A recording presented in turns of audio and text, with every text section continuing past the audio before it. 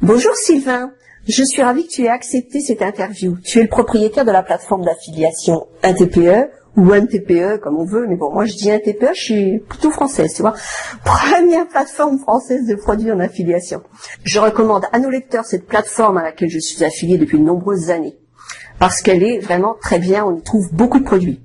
Bien entendu, j'ai quelques questions à te poser pour les lecteurs de notre blog. Tout d'abord, pourrais-tu me dire ce qui t'a poussé à créer cette plateforme ? Bonjour Daniel. Oui, c'est 1TPE en fait. Au départ, c'était soit un terminal de paiement électronique ou une très petite entreprise, c'est comme on veut. Oui. Maintenant, ça n'a plus grande importance.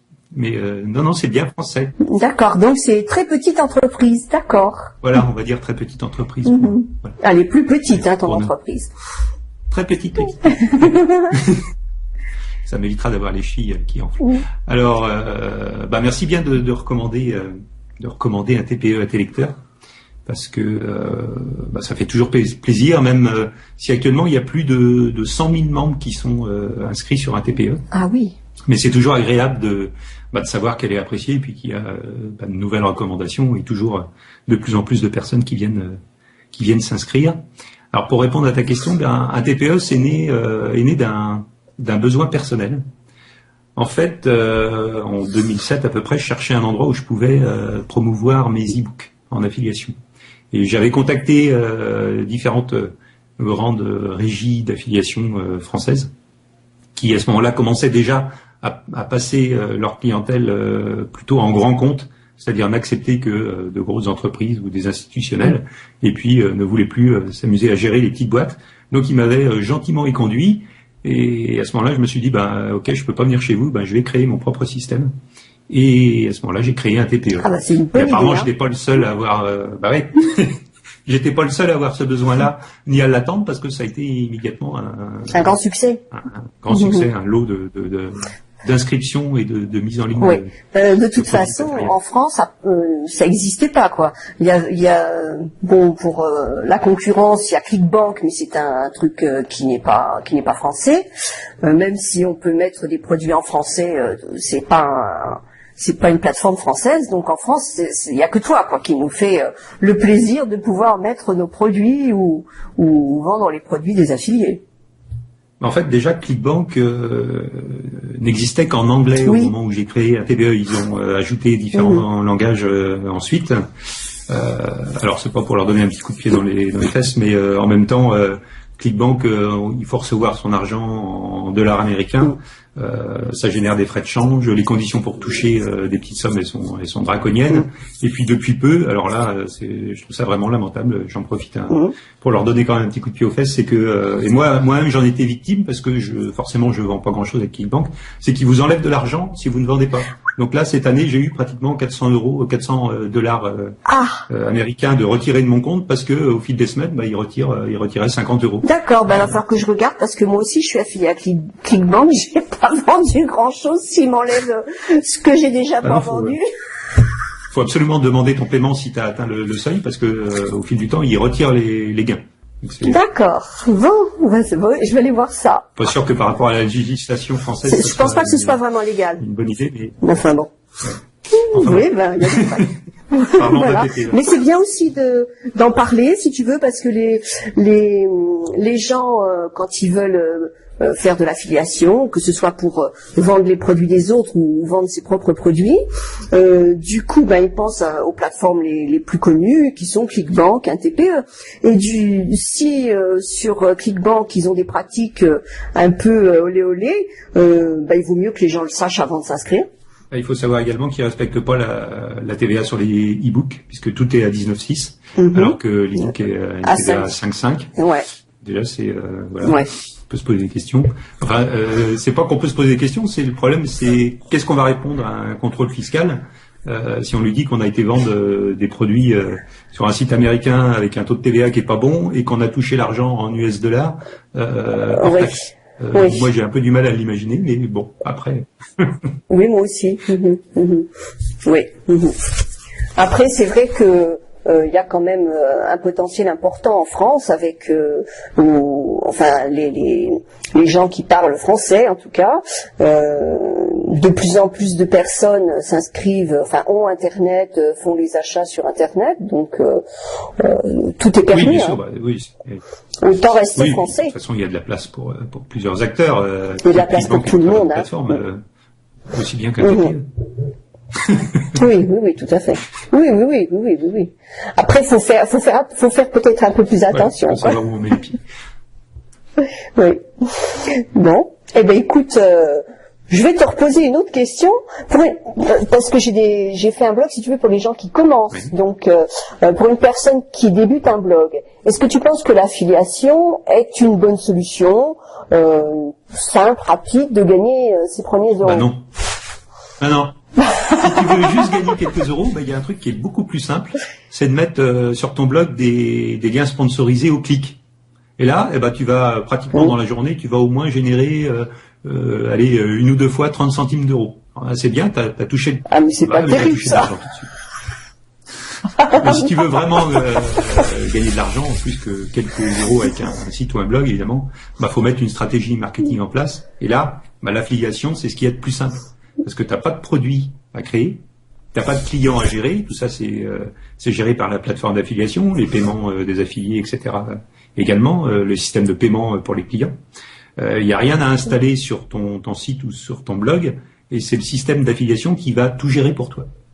Alors la seule chose que tu as à faire, c'est de sélectionner dans le catalogue de la plateforme d'affiliation les produits qui sont en rapport avec le thème le thème général de ton site ou de ton blog, ou celui d'un article que tu publies sur ton site ou sur ton blog, d'insérer ton lien d'affiliation ou des bannières, et ensuite, c'est tout le processus de vente qui va faire que la personne qui a lu ton article sur tel sujet va être intéressée par tel produit sur le même sujet, va l'acheter, et puis ça va générer une vente et tu vas toucher une commission sur vente, qui en général est bien souvent de plusieurs dizaines d'euros, et donc c'est beaucoup plus rentable que de mettre des bannières ou des liens sponsorisés à quelques centimes ou dizaines de centimes d'euros. Centimes d'euros.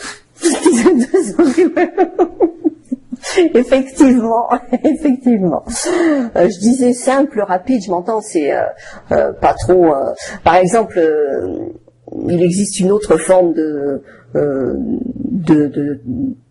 c'est pas de l'affiliation, c'est du MLM, et je trouve que j'ai déjà eu des propositions de MLM, mais j'accroche pas parce que je trouve que c'est trop contraignant, quoi. Là, on peut avoir le choix de ce qu'on veut mettre sur son site. On a le choix des produits. Je trouve que c'est quand même plus facile. J'allais dire la plupart du temps, non, c'est basé sur le réseau que tu vas réussir à développer.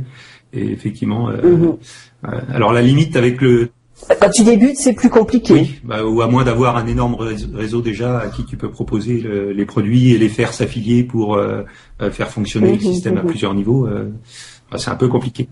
Enfin, celui qui gagne beaucoup d'argent, c'est quand même celui qui est en haut. Je trouve pas ça très équitable, tout ça. Ça dépend où est rendu le marché. Quand il devient à être saturé, ça devient impossible de faire des coms. Au départ, ça peut être intéressant. Oui.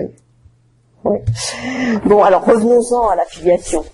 Est-ce qu'il y a des techniques, des actions à réaliser pour gagner rapidement, pas forcément du jour au lendemain, mais pour gagner de l'argent avec de l'affiliation sans attendre des années? Alors oui, forcément, il y a des techniques. La plupart ou l'erreur faite par les débutants, souvent, c'est d'insérer juste un lien d'affiliation ou une bannière pour un service ou un produit sur son blog ou sur son site. Et même si le produit que tu as sélectionné est vraiment en adéquation avec ton blog ou ton site, juste le fait d'insérer un lien risque de pas te procurer de formidables résultats ou un nombre de ventes important. Pour obtenir les meilleurs résultats avec l'affiliation, il faut créer une relation de confiance avec les visiteurs, avec les prospects. Et pour créer une relation de confiance, forcément, il faut être en relation. Et la meilleure manière sur Internet d'être en relation avec des prospects qui viennent sur ton site ou ton blog, c'est de capturer leur email dans un formulaire, ensuite d'entretenir une relation relativement amicale par email, en leur envoyant des messages avec soit des messages sympathiques simplement, ensuite des messages avec du contenu intéressant, en leur offrant des cadeaux, des conseils. Et au bout d'un certain temps, une fois que cette relation est mise en place, bah là, tu peux commencer à leur faire découvrir des produits dont tu fais la promotion en affiliation. Bien sûr, des produits qui ont un rapport avec le thème pour lequel ils se sont inscrits sur ta liste. Oui. Et avec ce type de stratégie, eh bien forcément les ventes vont être plus nombreuses et plus régulières, parce que en même temps de créer un fichier de prospects qui peut être conséquent et à qui tu pourras proposer régulièrement de nombreux produits différents, eh bien tu vas créer une relation personnelle avec les gens qui sont inscrits dans ta liste. Ils vont avoir l'impression de mieux te connaître. Et ça va engendrer une relation de confiance qui fera qu'ils seront beaucoup plus enclins à acheter les produits que tu vas leur proposer, leur conseiller. Que je leur proposerai. Alors, qu'est-ce qui fait la différence, puisque toi tu vois les commissions de tes affiliés, il y en a qui gagnent rien, et il y en a d'autres qui gagnent des centaines et des centaines d'euros tous les mois. Alors, qu'est-ce qui fait la différence entre un affilié qui gagne pas un sou et un affilié qui gagne plusieurs centaines, voire milliers d'euros chaque mois? La différence, elle est même encore plus importante que ça. Sur un TPE, le seuil de paiement est à 30 euros. Et évidemment, il y a un certain nombre de comptes qui restent en dessous des 30 euros et pour lesquels les gens mettent des mois, voire parfois des années à atteindre ces 30 euros pour pouvoir enfin toucher leur commission. Et d'un autre côté, il y a eu des affiliés. Alors, c'est un petit peu moins vrai maintenant parce qu'on est un petit peu plus en crise, mais certains approchent franchement encore ces sommes-là. Mais il y a eu un affilié, entre autres, qui générait plus de 15 000 euros par mois pendant X années sur un TPE. Quand même.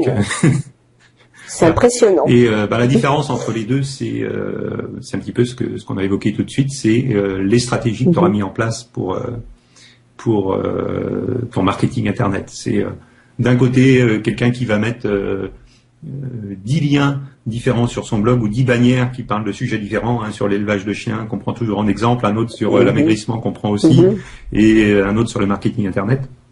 Tout ça, ça n'a strictement rien à voir. Ce sont juste des liens éparpillés que personne ne voit. Évidemment, là, il y aura peut-être une personne de temps en temps qui va cliquer sur le lien et qui sera intéressée par le produit, mais c'est un peu laisser faire la chance.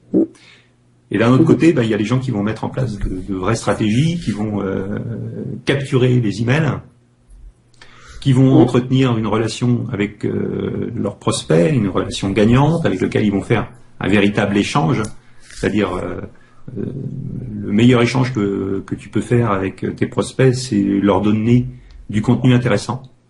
Et on en revient au vieil adage, il faut donner pour recevoir. Et plus tu vas donner du contenu intéressant à tes prospects, plus ils vont s'intéresser à ce que tu leur proposes. Et quand tu leur diras, pour aller plus loin, si vous voulez avoir plus encore que ce contenu gratuit que je vous ai proposé, je peux vous proposer telle formation ou tel livre ou tel produit dans lequel vous trouverez 10 fois plus d'informations que ce que je vous ai donné. Forcément, les gens vont te faire confiance et vont acheter le produit. Oui, bien sûr, si tu leur as déjà donné beaucoup d'informations intéressantes, c'est sûr. Quelles sont les qualités requises qui sont quasiment indispensables pour réussir en affiliation? Je dirais comme dans toutes les activités dans la vie. La première qualité la plus importante, c'est pour moi la persévérance. Ça, c'est dans tous les domaines de la vie. On a souvent tendance à laisser tomber avant d'obtenir les résultats, alors que parfois on en est qu'à un pas, on en est vraiment tout près. Un pas de plus, et on obtient le succès, ou un pas de plus, on laisse tomber. Un pas de moins, on laisse tomber. Donc la persévérance en premier, le désir d'apprendre tous les jours, parce que surtout sur Internet, l'évolution est tellement rapide et les nouvelles techniques ou stratégies constamment en évolution, il faut toujours se tenir au courant, donc apprendre régulièrement. Et ensuite, pareil, comme dans toutes les activités, on va rester dans le domaine du travail. Plus on travaille, en général, plus on obtient de résultats. Donc essayer de se donner soit une forte motivation. Alors ça, c'est possible quand on fait quelque chose qui nous plaît. Donc essayer de rendre le travail ou l'activité qu'on fait sur Internet intéressante et plaisante, et essayer de générer plus de travail et plus de connaissances, plus de travail et plus d'activités que les autres. Et lorsqu'on fait ça, en général, on en récolte les fruits. Ouais. Ce que j'ai déjà vu autour de moi, ce sont des personnes qui suivent des formations et encore des formations et toujours des formations et qui ne passent jamais à l'action. Alors ça, c'est un peu pareil. C'est bien beau de se former, mais si on met pas en pratique les choses qu'on apprend, ça sert peut-être pas à grand-chose. Moi, j'ai un point de vue qui est un petit peu différent par expérience personnelle. Ah bon? C'est pas pour défendre qui que ce soit, mais oui, mais je t'en prie. Moi-même, j'ai mis énormément de temps à passer à l'action.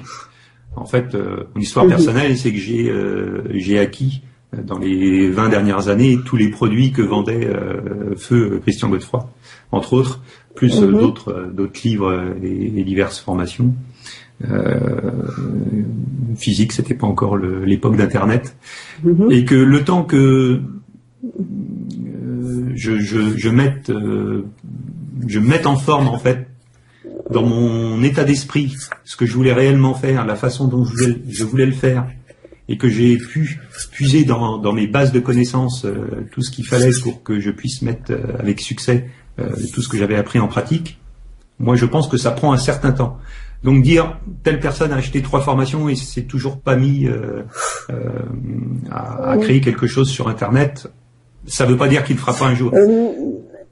Oui, mais je parle de personnes qui sont déjà qui ont déjà tenté des choses, qui se forment parce que ils trouvent que ce qu'ils font ça va pas, mais jamais, si tu veux, ils piochent à droite, à gauche, un ou deux trucs, mais sans faire sans prendre le temps d'analyser les choses qu'ils ont faites pour voir si c'est mieux en faisant comme ci ou comme ça. Souvent, la création d'une activité, pour moi, ça passe d'abord par le développement personnel. C'est-à-dire, il faut prendre conscience de ce qu'on veut faire réellement, de la manière dont on va le faire, et surtout décider de le faire. Alors, c'est vrai que souvent, pendant un certain temps, on passe d'une chose à une autre, mais t'as parfaitement raison. La seule façon de démarrer son activité, c'est de le faire. C'est pas de se dire, je vais attendre 2 mois prochains parce que mon design n'est pas encore super au top, donc je vais pas mettre mon blog en ligne, je vais attendre que ce soit mieux, ou je vais attendre de savoir créer un produit, ou non. Il faut le faire tout de suite. Même si on se prend des remarques dans la figure, où on va nous dire, voilà, ton design de blog, vraiment, voilà, on pouvait pas faire plus moche. Déjà, si on te dit ça, tu vas prendre conscience qu'il l'est, et tu vas le changer. Tu vas le faire évoluer, mais tu auras déjà commencé. Et le fait d'avoir mis le pied dedans, ça va te permettre de le faire évoluer. Alors que si tu mets jamais le pied dedans, que tu ne mets pas en ligne, forcément... Du coup, t'as toujours peur de pas bien. Je pense que un défaut récurrent, c'est le perfectionnisme. Je pense que les gens, par exemple, si on fait une vidéo pour leur donner des conseils sur un truc quelconque, même si la vidéo elle est pas parfaite, les gens ce qu'ils viennent chercher, c'est des conseils. Même si t'es pas derrière un super fond exotique, etc. Je pense pas que ce soit le plus important. Si ce que tu leur dis, tu le dis avec tout ton cœur et que tu donnes vraiment des bons conseils, je pense que c'est pas très grave si tout autour c'est pas super bon. C'est même le plus important parce que les fonds exotiques, on en est un peu revenu et techniquement ça perturbe la vision. Si tu es sur une plage avec les vagues qui défilent derrière, tu as tendance à regarder le paysage et à ne pas écouter ce que la personne dit. Donc c'est plutôt négatif en termes d'apprentissage. Il vaut mieux un fond neutre ou voir le fond de ton bureau avec quelques bouquins et que la personne intègre bien les conseils que tu vas lui donner et comprenne bien ce que tu lui as dit que de voir, voilà, si tu veux voir un paysage de rêve, tu t'inscris sur des chaînes spécialisées sur le câble.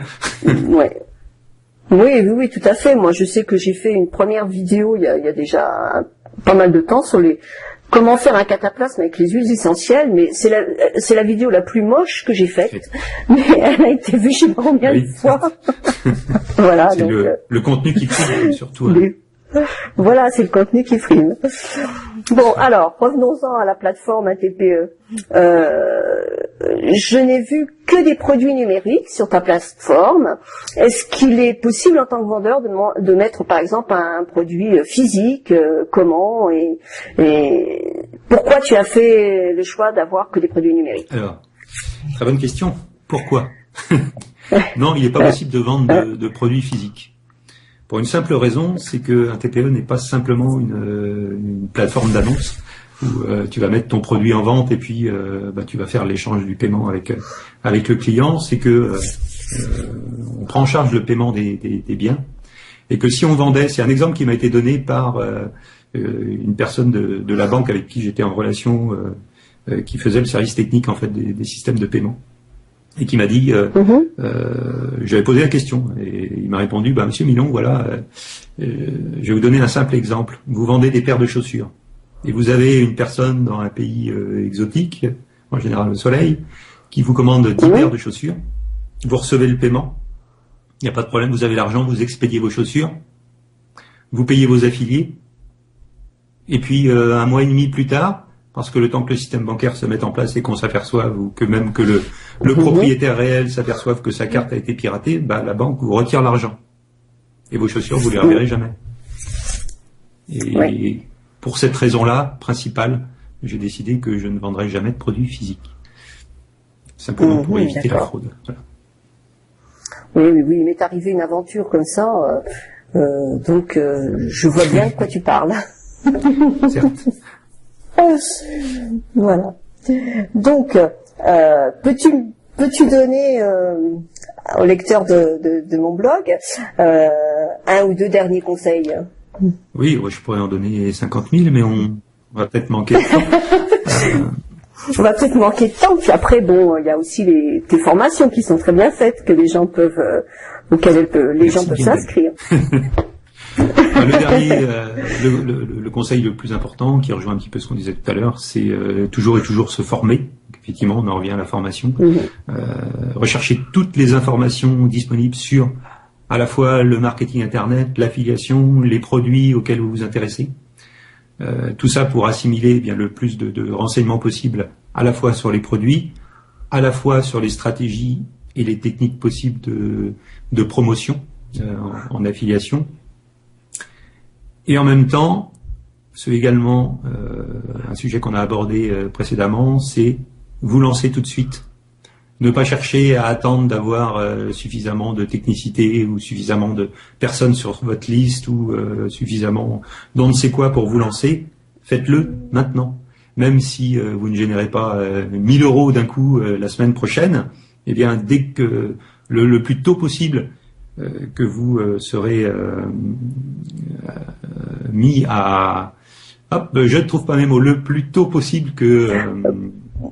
Il faut se mettre au travail et sur Internet le plus vite possible pour... commencer à générer des gains immédiatement. Voilà, pour commencer à générer... Plus vous tardez, en fait, voilà, c'est ce que je veux dire. Je retrouve ma phrase. Plus tu tardes à démarrer, et plus tu perds d'argent. Parce que ce que tu n'as pas fait la semaine dernière, éventuellement, ça aurait pu te générer 50 € de commission. Et ça n'est que 50 €, mais c'est toujours 50 € de plus. C'est toujours 50 €. Et plus tu tardes, plus tu peux considérer que tu as perdu de l'argent, que tu as perdu des inscrits dans ta liste, que tu as perdu une occasion d'apprendre, etc. Donc, il faut... Alors, si j'ai bien compris, parce qu'on parle souvent de la liste, il faut... pour pouvoir travailler sur Internet, que ce soit en affiliation ou ailleurs, il faut absolument avoir une liste de personnes qui sont intéressées par ce qu'on fait. Oui.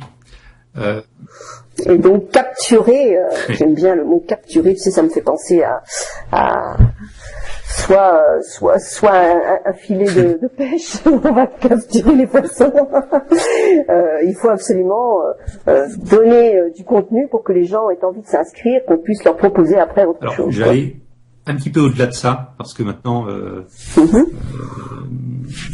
disons que on peut capturer, comme tu le dis, de différentes manières, avec différents médias. Et donc, j'ai envie plus de parler de créer une relation suivie avec tes prospects. Alors effectivement, tu as plusieurs façons de le faire. C'est en capturant comme un cow-boy avec son lasso les emails des personnes qui passent sur ton blog, et donc de pouvoir entretenir cette relation avec eux par email. mais ça peut être également de les inciter à devenir amis sur ta page professionnelle d'un réseau social. Et là, également, tu peux entretenir une relation avec eux, leur donner des informations. Pareil pour une inscription aux articles de ton blog, où là, tu n'as même pas besoin de communiquer directement en rédigeant des messages dans un autorépondeur, mais que à chaque fois que tu vas rajouter du contenu dans ton blog, eh bien, les personnes vont le recevoir automatiquement, vont recevoir la mise à jour. Il y a énormément de façons, ou par le mobile aussi, soit avec ce qu'on appelle les QR codes, c'est-à-dire que tu flashes avec ton téléphone une sorte de code barre et ça permet soit à la personne de télécharger du contenu, de te laisser ses coordonnées, son numéro de téléphone, toutes les manières possibles de rester en contact avec tes prospects te permettent de créer une relation avec eux et donc de pouvoir vendre plus facilement le moment venu. L'important, c'est la relation. C'est pas forcément créer une liste de 100 000 personnes demain. Oui, il vaut mieux des fois avoir une liste de 500 personnes qui sont très accros à ce que tu fais que d'en avoir 10 000 qui se fichent complètement de tes activités et de ce que tu leur proposes. Parce que, bon, après, c'est un autre débat, mais si tu as 10 000 personnes qui s'intéressent pas à ce que tu fais, que tu as capturé d'un grand coup de filet d'une mauvaise manière, eh bien, tu risques de te retrouver avec d'autres problèmes techniques, d'être considéré comme un spammeur, etc., ou d'avoir des inscriptions. Enfin, c'est pas forcément une super idée. Non, c'est pas une super idée, non. Bon, écoute, vraiment, j'étais ravie de cette conversation. Hein, c'est presque une conversation que nous avons eue ensemble. Et je t'en remercie. Nous avons entretenu notre relation. Absolument. Je te souhaite une bonne journée, Sylvain. À bientôt. Merci, à bientôt. Au revoir.